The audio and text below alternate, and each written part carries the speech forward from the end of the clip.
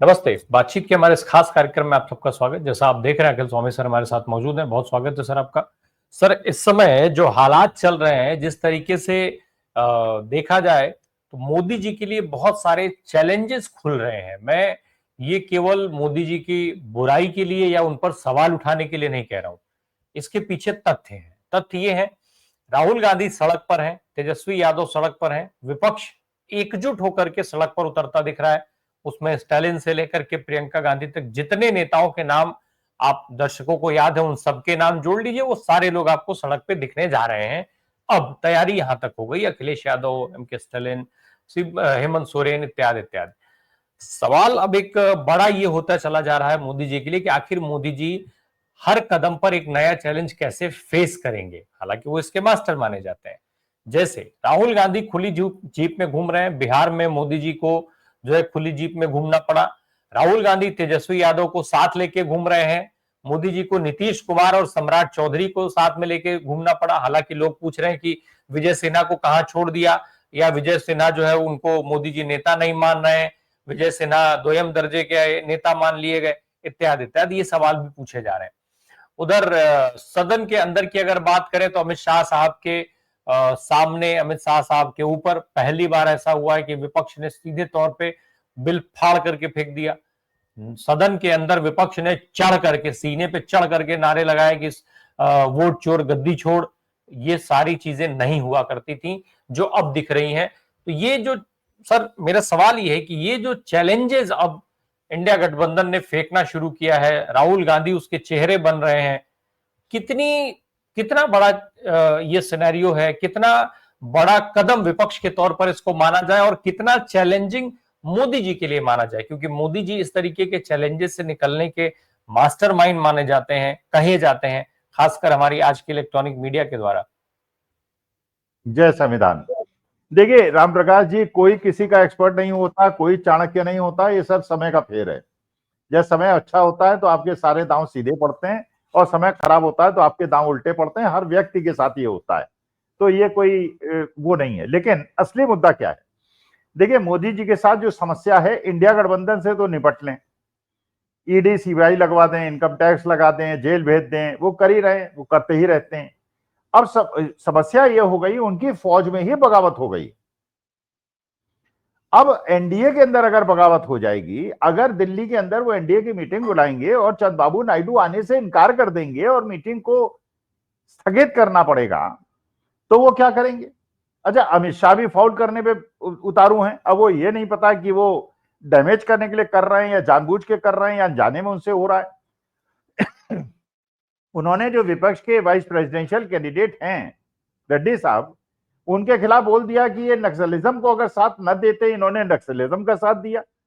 मतलब एक प्रकार से उन्होंने वहां की भावना को ठेस पहुंचा दी। अब ये बताइए, मानी बात है कि वहां का जो एक तो जो सेंटिमेंट होता है अपने प्रदेश के लिए, आंध्र प्रदेश और तेलंगाना, एक तो उन्होंने पहले चंद्रबाबू नायडू से पंगा ले लिया कि साहब एसआईआर कराएंगे, डिलिमिटेशन कराएंगे। अब रेड्डी साहब पे अब तो डबल प्रेशर हो गया चंद्रबाबू नायडू के ऊपर। ये एक तो वैसे ही साउथ के स्टेट जो हैं वो भारतीय जनता पार्टी के खिलाफ खड़े हुए हैं, एसआईआर करा के कि अब एसआईआर पूरे देश में होगी। चंद्रबाबू नायडू ऐसे ही बहुत ज्यादा परेशान थे। अब इन्होंने एक नया शगुफा छोड़ दिया।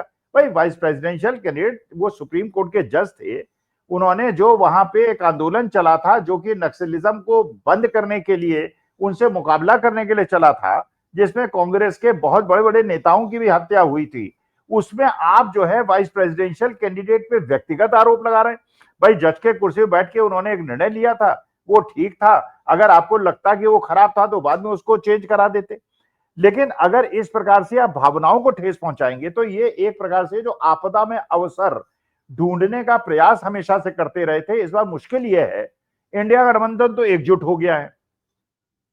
अब आप सोचिए, अखिलेश यादव के वहां जाने से, स्टालिन के वहां जाने से, शरद पवार के वहां जाने से एक मैसेज जाता है ना। वरना इन्होंने तो पूरी गोदी मीडिया ने कोशिश की थी कि उद्धव ठाकरे उनसे मिल रहे हैं और शरद पवार उनसे मिल रहे हैं। मैंने सारे दिन बताने का प्रयास हो रहा था कि इंडिया गठबंधन में मतभेद है, प्रियंका चतुर्वेदी यहां जा रही हैं, प्रियंका चतुर्वेदी वहां जा रही हैं। अच्छा, शशि थरूर साहब भी अपनी फौज में लौट आए, मनीष तिवारी भी अपनी फौज में लौट आए, उन्हें प्रियंका गांधी ने दोनों को मना लिया, तो वहां टूट की कोई संभावना नहीं है। और इधर एनडीए में टूट की संभावना हो गई है। अच्छा, अंतरात्मा के आधार पे अगर वाइस प्रेसिडेंशियल कैंडिडेट के लिए वोट पड़ेगा, अच्छा ये भी बिल्कुल पक्का है कि सारे राजनीतिक दल जो है, चाहे विपक्ष में है या पक्ष में है, वो देख रहे हैं ना बिहार के अंदर माहौल क्या है। अब केवल इनके पास एक विकल्प बचा है कि 5 बजे के बाद वोटिंग दिखाएं कि बहुत ज्यादा कर दी, 10% हो गई, वहीं के अपने पोलिंग एजेंट से दनादन वोट डलवाएं और पुलिस और अपने प्रशासन के माध्यम से और 10% वोट बढ़वा दें, या ईवीएम की सुरक्षा करें आरजेडी कांग्रेस वाले और ईवीएम ही बदल दें, फिर 100% चार्ज मशीन वहां पे मिले, ईवीएम मिले, जो पहले से भी होता आया है। तो देखिए, सजग रहने की आवश्यकता विपक्ष को बहुत ज्यादा है, ये बात बिल्कुल पक्की है, इसमें कहीं दो राय नहीं है कि बिहार की जनता पूरी तरह से राहुल तेजस्वी और दीपांकर भट्टाचार्य और महागठबंधन के साथ है। लेकिन ये कलाकार लोग हैं, ये कुछ भी कर सकते हैं। अब तेजस्वी यादव पे अगर आप एफआईआर लिखा देंगे, अगर वहां मीटिंग होते समय आप लाइट काट देंगे, तो इसका काउंटर प्रोडक्टिव अंतर पड़ेगा कि नहीं पड़ेगा। इसका मतलब जो राहुल गांधी कह रहे हैं, तेजस्वी यादव कह रहे हैं कि लेवल प्लेइंग फील्ड नहीं है और जनता के साथ अन्याय हो रहा है, लोकतंत्र और संविधान के साथ समझौता हो रहा है, वो तो प्रूव हो रहा है ना, यही लोग प्रूव कर रहे हैं। इंदिरा जी के जमाने में भी हुआ था, उन्होंने भी इसी प्रकार से व्यवधान डालने की कोशिश की थी। उन्होंने भी जब जेपी जी का वो चल रहा था, रैली होने वाली थी, शोले पिक्चर दिखा दी थी, तो जनता को ये लगता है यार इसका मतलब विपक्ष जो आरोप लगा रहा है वो सही है, वरना होने दो ना, लोकतंत्र में खेलने दो, उनको भी खेलने दो, खुद भी खेलो। अब एफआईआर लिखा दी तेजस्वी यादव पे। अब बनी बात है भाई, जुमलेबाज का मतलब क्या होता है? जुमले का मतलब, ये कोई पार्लियामेंट तो है नहीं। अच्छा, पार्लियामेंट में भी अगर कह दिया होता जुमलेबाज, तो ये होता अनपार्लियामेंट्री लैंग्वेज है, पार्लियामेंट असंसदीय है, इसको उसके कार्रवाई से निकाल दिया जाए, एफआईआर थोड़ी होती। अच्छा, यहाँ पे भी अब हम लोग तो रोज एक दूसरे को कुछ कहते रहते हैं। मोदी जी ने भी तो कहा था अजीत पवार के लिए कि ये 72,000 करोड़ का घपला करके आए हुए हैं और इनको चक्की पीसिंग फडणवीस ने कहा था, और 3 दिन के बाद वो डिप्टी चीफ मिनिस्टर बन गए वहां पे एनडीए के, आज तक डिप्टी चीफ मिनिस्टर हैं। बिहार के अंदर जो सीएजी ने 72,000 करोड़ का घपला निकाला है, जिसमें सीएजी कह रही है 72,000 करोड़ का खर्च हुए, पता ही नहीं चला। अच्छा, उस पे भ्रष्टाचार की बात ही नहीं, फिर वो मोदी जी कहते हैं हमारी सरकार पे आज तक कोई भ्रष्टाचार का आरोप नहीं लगा। अरे यार, जिस आदमी को तुमने राफेल का एसोसिएट बनाया, उसी को 4-5 साल के बाद तुम्हारा ही State Bank of India fraud company कह रहा है। इसका मतलब तुम्हारे को जानकारी नहीं थी, ये तुम्हें नहीं पता था कि वो सिख कंपनीज कई सारी चलाई हैं, बहुत सारी कंपनीज जो है वो लाखों करोड़ों रुपए का उनको ऋण माफ हुआ है, उनको आपने राफेल का एसोसिएट बना दिया और अब जो है वो फ्रॉड कंपनी बताई जा रही है। तो मोदी जी के साथ समस्या यह है कि वो विपक्ष से लड़ सकते हैं, अपने पार्टी के अंदर जो उनका विद्रोह हो रहा है, जो बीजेपी के अंदर भी हो रहा है और जो एनडीए के सहयोगियों द्वारा भी, और उसको को ऐसे झेलें। अच्छा, वो जमाना भी गया कि ईडी सीबीआई की रेड करा दो, क्योंकि इलेक्शन पे उसका और प्रतिकूल असर पड़ेगा, बिहार वाले और ज्यादा लामबंद हो जाएंगे। वो लोग जाके विपक्ष के, आपको पता ही है इमरजेंसी टाइम में जगजीवन राम ने छोड़ दी थी कांग्रेस, एचएन बहुगुणा ने छोड़ दी थी कांग्रेस और डेमोक्रेसी बना ली थी। और ये बड़े बड़े लोग जब छोड़ते हैं इलेक्शन के पहले, तो उसका बहुत ज्यादा प्रतिकूल प्रभाव पड़ता है। अब मान लीजिए मैं ऐसे ही कह रहा हूं, एक गैसी वर्क कर रहा हूं, कल राजनाथ सिंह और नितिन गडकरी मान लीजिए भारतीय जनता पार्टी छोड़ दें, क्या असर होगा उसका? खत्म हो जाएगी भारतीय जनता पार्टी। मैं ये नहीं कह रहा हूं छोड़ दें, मैं कोई अफवाह नहीं उड़ा रहा हूं, एफआईआर मुझ पे भी हो जाए जैसे तेजस्वी यादव पे हो गई। लेकिन अगर ऐसा हो जाए, जो बाबू जगजीवन राम ने और उन्होंने किया ही था, एचएन बहुगुणा ने, वो माहौल बदल गया था। लोगों को लगा कि जब घर के वीपी सिंह जब कहते थे कि मेरे पास स्विस बैंक के अकाउंट का नंबर है, लोग विश्वास कर लेते थे, कहते थे यार कांग्रेस का आदमी है, जब वो कह रहा है तो इसका बारे जाहिर सही बात कह रहा होगा। आज अगर बीजेपी का बड़ा नेता मान लीजिए पलट जाए, तो उसके बाद क्या होगा? गोदी मीडिया तो पलटने का प्रयास कर रहा है। देखिए, आपने भी देखा होगा, गोदी मीडिया वैसे मैं कम देखता हूं, देखता ही नहीं हूं, आप भी कम देखते होंगे, लेकिन अगर देखते होंगे, वो भी पलटने की कोशिश कर रहा है। वो भी जा जाके बिहार के अंदर राहुल गांधी की यात्रा को दिखाना उन्होंने शुरू कर दिया है, और उनको भी पसीना आ रहा है, एयर कंडीशन स्टूडियो में उनको पसीना आ रहा है। अब सर स्थिति हो गई, अभी मैंने खुली जीप का जिक्र किया, अब तो लोग ये कहने लगे हैं कि बहुत जल्दी मोदी जी जो है वो टी शर्ट में उतर आएंगे, जिस तरीके से गया में हुए। लेकिन अभी ये चर्चा चल रही थी, इस बीच में राहुल गांधी जो है वो मखाना के खेत में उतर गए। अब उनको भी एक अजीब सी आदत होती चली जा रही है, वो बार बार मोदी जी को जो है वो तंग करते हैं, बार बार वो मोदी जी के लिए एक बड़ा चैलेंज फेंकते हैं। क्या राहुल गांधी को ये बेसिक समझ नहीं है क्या सर, कि भाई मोदी जी आज की तारीख में वो भले ही अपने आप को युवा दिखाने की कोशिश करते हैं, मोटापे पर तेल कम खाने का ज्ञान दे देते हैं, योगा के दिन वो बहुत योग करते हुए दिखाते हैं अपने आप को, लेकिन 74-75 साल की अवस्था में अब वो क्या चाहते हैं कि मोदी जी तालाब में उतर जाएं। बार बार वो कह रहे थे बिहार में जाकर के कि हमने मखाना बोर्ड बनाया, हमने मखाना बोर्ड बनाया, हमको वोट करो, हमको वोट करो। अब वो राहुल अच्छा ये गांधी चाह बता, रहे हैं खेत में उतार दें। और इससे भी आगे एक चीज और है सर, जरा सुन लीजिए, मैं चाहता हूं जरा सुन लिया जाए। इमरान प्रतापगढ़ी वहीं बिहार में जाके क्या बोल के आए हैं, सुनवा दीजिए जरा। दिन में 5 बार कपड़े बदलकर भी घबराया हुआ है। झूठ दिन में 5 बार कपड़े बदलकर भी घबराया हुआ है। और एक हमारा सच है जो सिर्फ एक टी शर्ट में छाया हुआ है। राहुल गांधी जी ने वोट की चोरी का जो मामला पकड़ा है, उसके बाद से पूरे देश में चुनाव आयोग और चुनाव आयोग के सहयोगी यानी कि मौजूदा सरकार दिल्ली हो या पटना की हो, जिस तरह से उनके बीच में बेचैनी है, घबराहट है, आरोप चुनाव आयोग पर लग रहे हैं, जवाब कोई और दे रहा है, और उसके खिलाफ राहुल जी ने जनता की अदालत में और खास तौर से राजनीति की जो धरती है बिहार, उस वहां की जनता की अदालत में आने का जो फैसला किया, उसने पूरे देश में क्रांति ला दी है। पहले दिन से जब से यात्रा प्रारंभ हुई है, आप देख रहे हैं, पत्रकार साथी देख रहे हैं कि यात्रा दिन ब दिन जनता को कनेक्ट करती जा रही है। और अब तो 4-4, 5-5 साल के छोटे छोटे बच्चे भी। ठीक है सर, अब ये फिर कपड़ों पर उतर आए हैं, तो एक तरफ राहुल गांधी जो है वो खेत में उतारने पर लगे हैं और ये लोग कपड़े पे लग गए हैं। तो क्या चाहते क्या है ये लोग बेसिकली मोदी जी से? मोदी जी कपड़े भी ना बदलें, खेत में चले जाएं। राम प्रकाश जी, आपने कहा कि मोदी जी ने कहा है कि तेल कम खाओ जिससे वेट ना बढ़े। मैं केवल 2 व्यक्तियों के लिए कहता हूं, मानहानि नहीं कर रहा हूं, केवल पूछ रहा हूं अपनी जिज्ञासा के लिए। मोदी जी का सीना तो बताते हैं 56 इंच का है, वो तो पता नहीं कितने इंच का है, वो तो दर्जी ही कोई बता सकता है। वेट कितना है उनका और उनकी हाइट कितनी है? क्या वो ओवरवेट की कैटेगरी में है या ओबीस की कैटेगरी में है? और अमित शाह साहब ओबीस है। भाई मैं तो ओवरवेट हूं, मैं तो कह रहा हूं मैं ओवरवेट हूं। मेरी हाइट के हिसाब से मेरा वेट 75 केजी होना चाहिए, 85 केजी है, 10 किलो ओवरवेट हूं। और मुझे लगता है मोदी जी भी ओवरवेट हैं। तो जब वो योगा करते हैं, जब वो तेल नहीं खाते हैं, जब वो पता चला इंपोर्टेड मशरूम खाते हैं और पता नहीं क्या क्या खाते हैं, तो उनका वेट बढ़ कैसे गया? भाई हम तो देखिए ज्ञान तो उसी से लेंगे ना जो खुद बिल्कुल एक पतला दुबला आदमी होगा जो कहेगा कि इस प्रकार का जीवन होना चाहिए।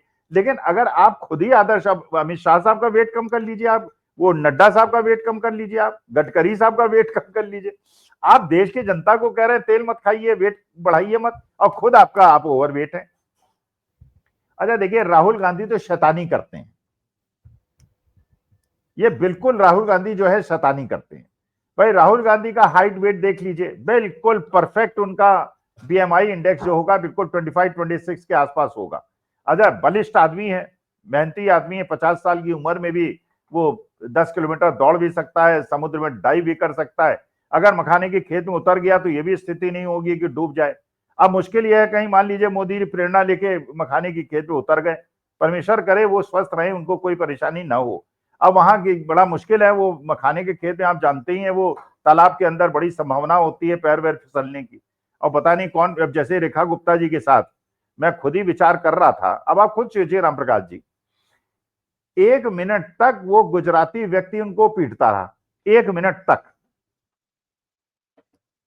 और गुजरात से आया था, या तो वो Z+ सिक्योरिटी के लिए आया था कि Z+ सिक्योरिटी रेखा गुप्ता जी को मिल जाए, इसलिए गुजरात से उसको भेजा गया था, रेखा गुप्ता जी ने बुलाया था। 1 मिनट तक उसकी पिटाई होती रही और किसने हस्तक्षेप नहीं किया।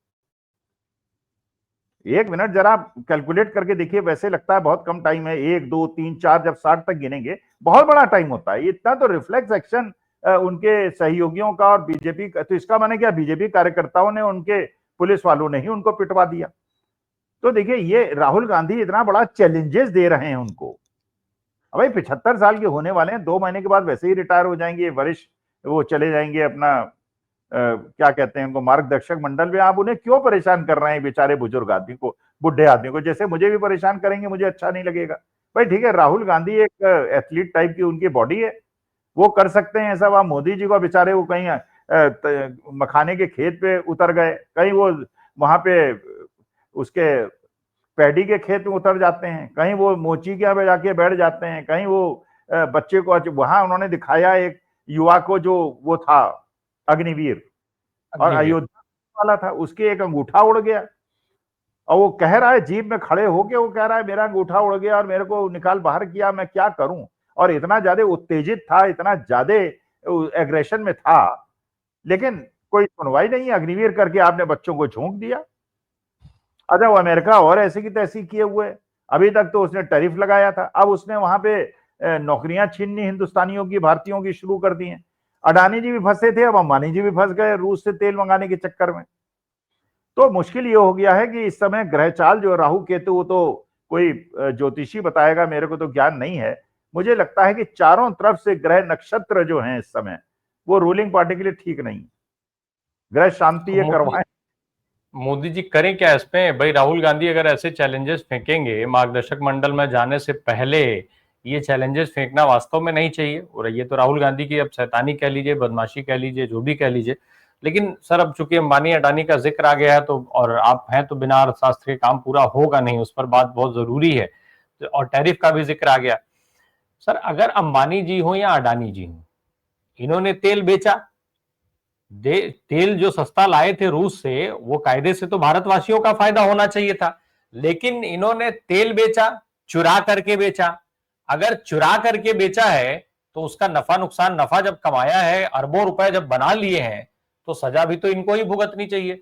मोदी जी उसमें काहे बीच में जो है वो बिना मतलब अपने भारतवासियों को खतरे में डाल रहे हैं, उनकी नौकरियां छिनवा रहे हैं, टैरिफ लगवाने के बाद नई नौकरियां वहां बंद करवा दे रहे हैं, अडानी जी का समन तक वो नहीं जो है उनको रिसीव करवा रहे हैं, और ये मामला अमेरिका की अदालत में उठाया जा रहा है।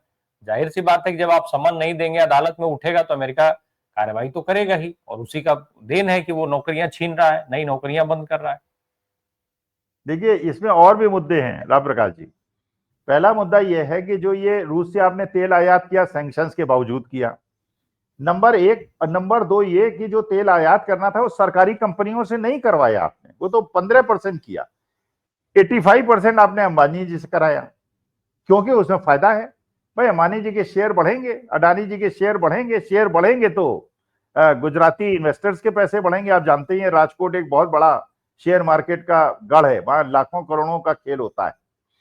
अच्छा, उसके बाद फिर आपने यहाँ के देश के नागरिकों को उसका फायदा नहीं दिया।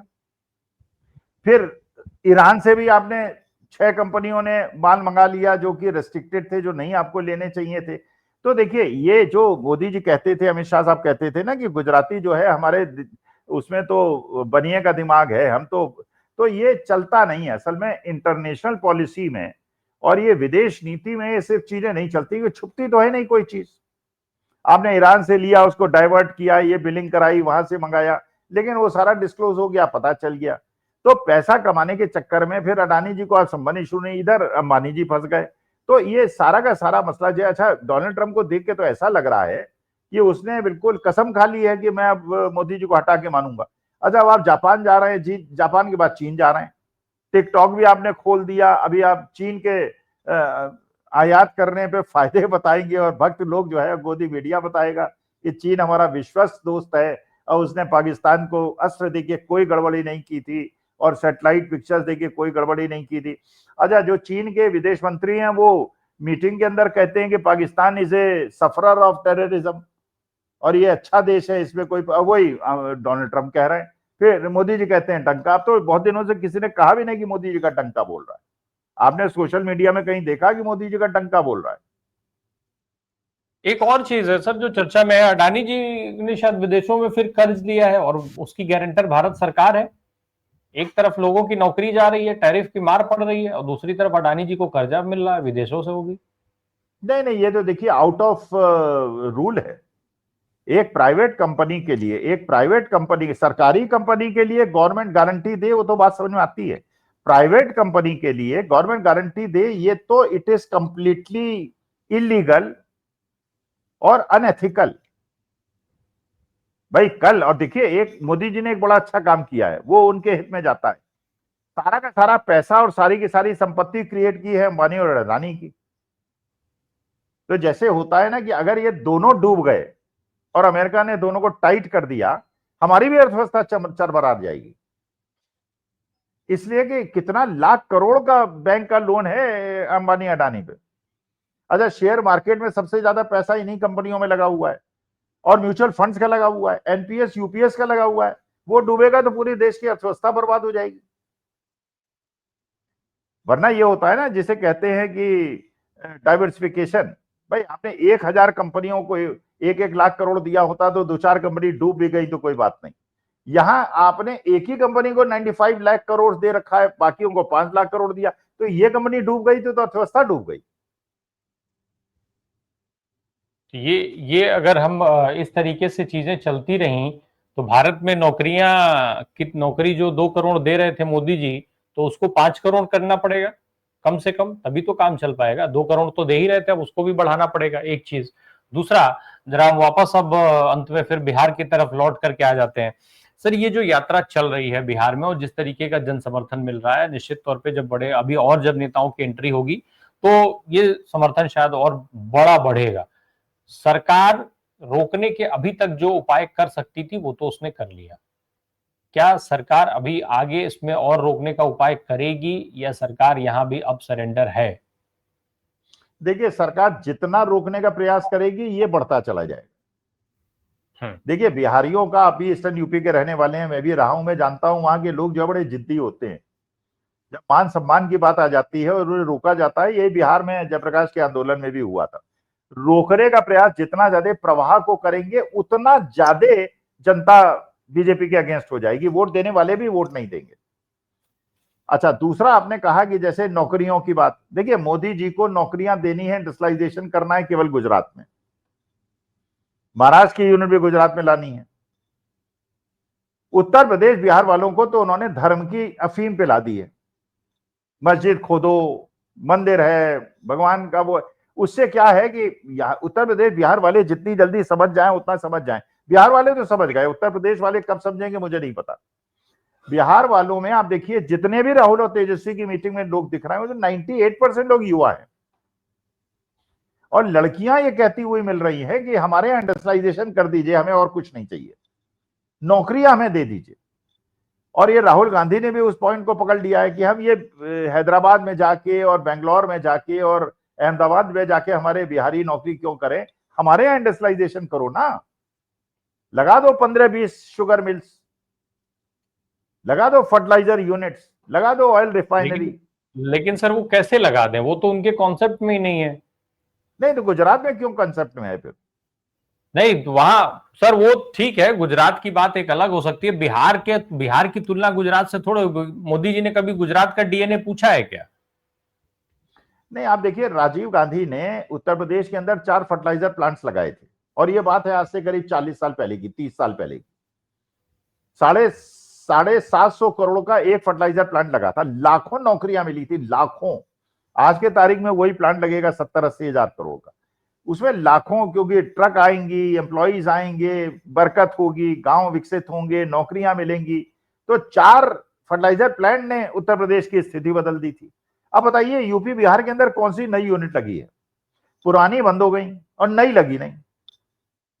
तो अच्छा, मैं बच्चों को भी कहते हुए सुन रहा हूं, बच्चे कहते हैं साहब हमारे घर के पास अगर 15,000 की नौकरी मिल जाएगी, it is better than 40,000 salary in other state.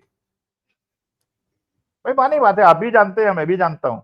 अब ना, अगर पुश्तैनी घर है उसके अंदर आप रहेंगे तो 20,000 में भी बरकत आएगी। माँ बाप को भी आपने 10,000 रुपये महीना भी दे दिया तो माँ बाप भी कहेंगे 10,000 बहुत है। बाहर जाएंगे तो किराया है, बिजली है, पानी है, अकेले का खर्चा है, वो खर्चा ज्यादा आता है, तो आप वैसे ही अनइकोनॉमिकल हो जाएंगे। लेकिन सर फिर सवाल तो वहीं ठहरा ही रहता है कि जब इनके कॉन्सेप्ट में नहीं है। जैसे अभी बड़ा प्रोजेक्ट एक अलॉट हुआ है अडानी साहब को बिहार के अंदर, नीतीश कुमार साहब ने अब अलॉट किया है, तो शुरुआत तो बिहार में ऑफिशियली हो गई है ना। अगर अडानी जी का प्रोजेक्ट शुरू हो जाएगा तो उसको श्री गणेश नहीं माना जाना चाहिए बिहार के लिए। और अभी मोदी जी ने जो है अपनी गया दौरे के दिन पर कल ही तो पेपर में बाकायदा विज्ञापन दिया था, विकसित बिहार। नहीं तो असम में भी तो वही किया, कितने बीघे जमीन दे दी, तो हाईकोर्ट जज साहब ने भी कहा क्या पूरा शहरी दे दिया क्या, और बहुत कम दाम पे। देखिए, वही वाली समस्या है, अगर एक ही पूंजीपति को सब कुछ दे देंगे और वो पूंजीपति ही डूब गया तो देश की अर्थव्यवस्था डूब जाएगी। हमें कोई अडानी जी से कोई पर्सनल व्यक्तिगत दुश्मनी थोड़ी है, ना अंबानी जी से है। हम तो ये कह रहे हैं डाइवर्सिफिकेशन कीजिए, 100 इंडस्ट्री, बिहार के इंडस्ट्रीज को बढ़ाइए। अब अडानी जी भी तो गुजरात के हैं, अंबानी जी भी तो गुजरात के हैं। बिहार में इंडस्ट्रीज नहीं है क्या? बिहार में टेक्नोक्रेट्स नहीं है क्या? उनसे कहिए कि आप लगाइए इंडस्ट्री, कम से कम वो बिहारियों को तो नौकरी देगा। अब गुजरात से आएंगे वो, आप जानते ही हैं अडानी जी की कंपनियों में एम्प्लॉयमेंट भी जनरेट नहीं होता, वो टैक्स भी नहीं देते और सेकेंड लार्जेस्ट पर्सन हो गए हैं वर्ल्ड के। बिल्कुल, बिना बिना नौकरी के, बिना टैक्सेस के ही वो जो है केवल प्रॉफिट कमाना जानते हैं और प्रॉफिट कमा रहे हैं। उनकी फैक्ट्रियां कागजों पे चलती हैं, उनके उद्योग धंधे कागजों पे चलते हैं, पैसा दूसरे देशों के थ्रू रूट होकर के और उनको अमीर बना देता है। बस उस कॉन्सेप्ट पे काम चल रहा है। उससे आम जनता का कितना भला होगा ये सिर्फ मोदी जी जानते हैं, क्योंकि उनके सीए मोदी जी ही हैं, बाकी किसी को नहीं पता है। उनका जो मैनेजमेंट है वो मोदी जी जानते हैं। बहुत बहुत धन्यवाद सर हमसे बात करने के लिए। Thank you so much.